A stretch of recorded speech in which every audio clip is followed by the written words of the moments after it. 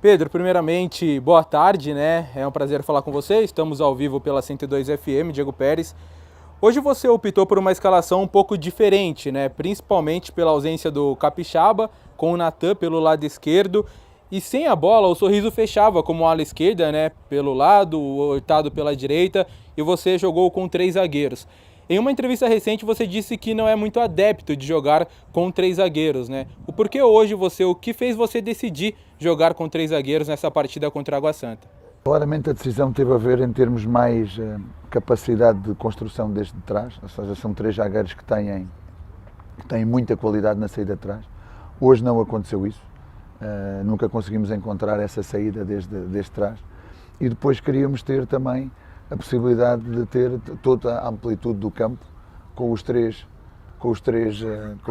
médios, o volante e os 2 meias, e dar também mais liberdade ao Arthur de andar livre por dentro no espaço entre linhas.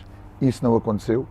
Eu tive a oportunidade de falar aos jogadores ao intervalo e disse: meus amigos, só há um culpado desta muito má primeira parte, sou eu. Sou eu porque tomei esta decisão, sou eu que assumo todas estas decisões. Era uma decisão em termos de um posicionamento que nós entendíamos e estávamos totalmente confiantes que podia ter resultado. Não resultou, há que assumi-lo. Por isso corrigimos ao intervalo. E quando corrigimos ao intervalo, tentamos corrigir também para dar um pouco mais de presença na área. A equipa mostrou isso, obviamente mostrou isso logo desde o início da segunda parte. Teve alguma chegada, teve até algumas situações, mas não conseguiu concretizar.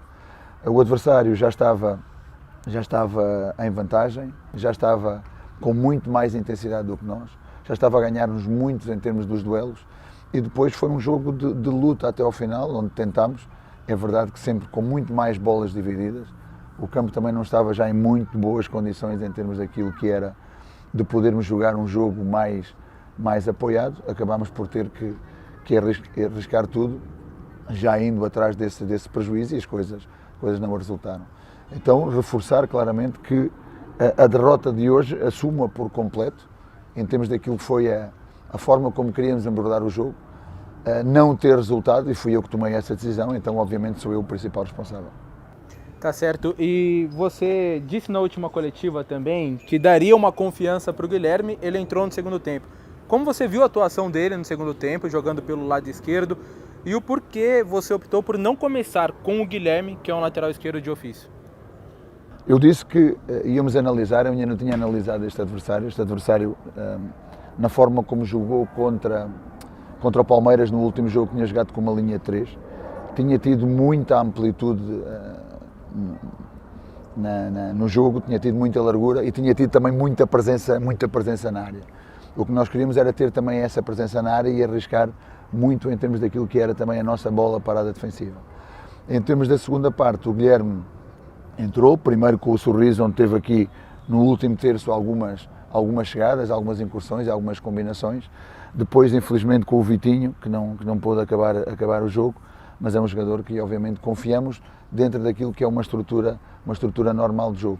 Para este, quisemos dar mais confiança à equipa, tendo mais presença na construção deste trás e também uma maior presença em termos daquilo que seriam os duelos, que acabou por não resultar, porque o centroavante, o número 9, ganhou praticamente todos os duelos, tendo eles disputado com qualquer um dos zagueiros que estava no campo. Assumo mais uma vez toda a responsabilidade da derrota e há coisas que vamos ter que falar muito claramente a partir da manhã com a equipa, dentro daquilo que é a nossa própria casa. E você sempre faz uma alteração colocando 2 atacantes mais de área, né? Os chamados centroavantes aqui pra gente. Gostaria que você explanasse um pouco a sua ideia, colocando 2 centroavantes. Hoje acabou entrando o Thiago Borbas, jogando junto com o Alejandro também nesse segundo tempo. Bem, tem a ver com duas situações que nós queremos muito, que não a estamos a fazer com tanta frequência. Nem sempre nós vamos conseguir empurrar o adversário e estar a jogar maioritariamente sobre o meio-campo adversário. Quando isso acontece, temos muito mais presença, temos o grupo sempre muito mais próximo. Mas quando não acontece, nós temos de ser uma equipa muito mais vertical. E uma equipa vertical com avançados móveis, seja a 1, seja a 2, que me ataquem espaços, que me ataquem muito nas diagonais. Isso não aconteceu. Por isso, procurámos ter os dois os dois centroavantes, entre o zagueiro e o lateral, precisamente para atacar essas zonas e ao mesmo tempo ter também muito mais presença na área, porque os zagueiros adversários na primeira parte tiveram um jogo super tranquilo. Temos que ter uma equipa muito mais agressiva, muito mais vertical e saber muito mais atacar aquilo que foi o espaço. Hoje faltou-nos muito isso, melhorámos um pouco na segunda parte por essa presença, por as características do Popó, que nunca dá uma bola por perdida, seja para fazer o flick, seja para atacar um espaço, o Tiago também, e aí quer os zagueiros, quer o próprio goleiro, quando houvesse a oportunidade, também estava sempre muito mais pressionado. Os adversários já não conseguiam ligar as bolas limpas e já não nos remetiam única e exclusivamente para aquilo que era a defesa da nossa baliza e colocar 4 na nossa linha defensiva para que nós tivéssemos problemas para defender essa dinâmica. O jogo foi diferente, mas na segunda parte, já estando a perder, o adversário também fechou-se mais e depois procurou aproveitar mais o espaço numa outra transição que chegou também no nosso gol. Eu gostaria também que você fizesse, se possível... Gostaria também que você, se possível, fizesse uma análise do Alejandro, a atuação e as atuações nos últimos jogos do centroavante Alejandro, né? O que você tem achado da apresentação do centroavante do Massa Bruta, sendo que você tem à disposição também tanto o Thiago Borbas quanto o Eric Popó? Temos essa competição entre diferentes posições. Para essa posição temos esses 3 jogadores e, sendo uma coisa certa, todos eles têm que estar preparados para ser titulares.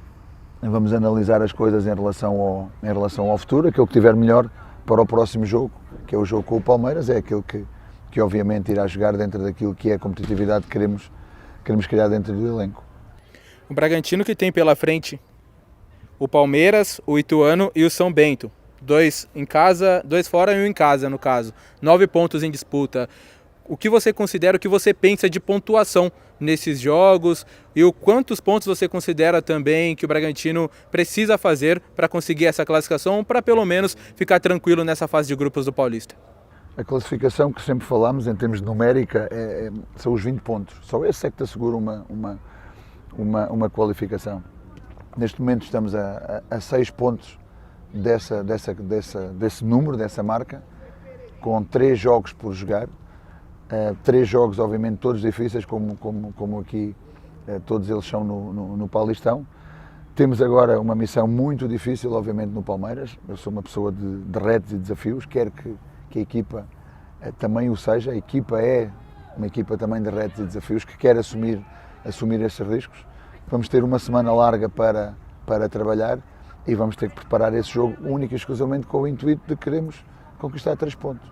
É o Palmeiras, respeitamos muito, é uma equipa multicampeã aqui no Brasil, o atual campeão paulista, o atual campeão brasileiro, o atual campeão da Supercopa do Brasil, mas obviamente já tivemos a analisar os 2 jogos no confronto. É uma equipa que sabe muito bem como joga, é uma equipa muito bem trabalhada, uma equipa muito bem dirigida, com muito bons jogadores, mas nós temos que encarar isso como um grande desafio que temos pela frente e com um desafio ambicioso de que podemos pensar em conquistar 3 pontos. Você tem 8 jogadores atualmente no departamento médico, 9 se a gente for contar com o Vitinho. Então gostaria de saber o que você pensa sobre essa situação, esse início de temporada com tantos problemas, né, do departamento médico no Bragantino. E que você, não sei se você já teve algum parecer sobre o Vitinho, né? Ele acabou saindo por conta ali de ter caído de mau jeito, o ombro, o braço. Já teve um parecer sobre ele e sobre uma análise geral das contusões? Bem, tem sido maioritariamente lesões traumáticas, eu diria que 90% das lesões têm sido traumáticas. Não podemos controlar, o Vitinho caiu e o adversário caiu sobre ele, pressupõe-se que caiu sobre a região da clavícula, está a ser analisado pelo doutor, foi agora transportado para o hospital para que seja feito o devido estudo e a devida análise em relação a isso. Temos que esperar, provavelmente pode ter ali também alguma lesão, seja ela de natureza de luxação, seja inclusivamente alguma fratura, temos que esperar pelo estudo e só depois poder analisar sobre isso. É verdade que tem sido conturbado em termos de lesões traumáticas a forma como tudo tem corrido. Temos que continuar em frente, continuar com os jogadores que temos, dar confiança aos jogadores que temos e seguir em frente. O caminho é continuar caminhando. E Pedro, você perdeu o Cleiton recentemente, né? O Cleiton que está entregue ao departamento médico. Gostaria de saber o que você tem achado das atuações do Michael Cleiton e se você acha que o Bragantino deve ir ao mercado atrás de um outro goleiro, ou se Michael Cleiton, Fabrício, Lucão que está voltando, são goleiros que você tem uma confiança também. Não, o Maicon está muito bem, né? Esteve muito bem neste jogo, esteve muito bem no jogo anterior. É um atleta que é muito profissional, que trabalha muito bem e que obviamente está também a aproveitar aquilo que é a sua oportunidade. Nós sabemos que no passado o Lucão era aquilo que se pode chamar o segundo goleiro.